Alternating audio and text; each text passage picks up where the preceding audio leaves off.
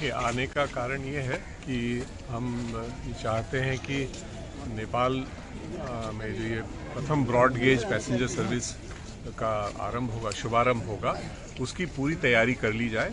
Government of India की तरफ से और नेपाल की तरफ से पूरी तैयारी कर ली जाए और इसका फॉर्मल इनॉग्रेशन जल्द से जल्द हो, उसकी तैयारी की जा रही है दोनों की तरफ से, नेपाल रेलवे कंपनी की तरफ से और इंडियन रेलवेज की तरफ से। और इसमें बाकी जितने भी हमारी टेक्निकल टीम है और गवर्नमेंट ऑफ इंडिया की दूसरी एजेंसीज हैं, MEA, फॉरेन मिनिस्ट्री है, उनके लोग भी आए हुए हैं। और हम ये चाहेंगे कि ये प्रोजेक्ट जल्दी से जल्दी आरंभ हो जाए।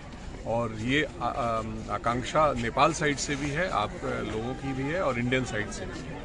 और ये बहुत इम्पॉर्टेंट स्टेप है क्योंकि नेपाल रेलवे के लिए फर्स्ट ब्रॉड गेज का लिंक है 34-35 किलोमीटर का, जो कि होगा और आगे ये बढ़ेगा। तो हम ये चाहते हैं कि जो ये छोटी शुरुआत ज़रूर है, लेकिन हमारी आशा है, गवर्नमेंट ऑफ इंडिया की और भारत देश की ये आशा है कि नेपाल में बड़ा रेलवे बने।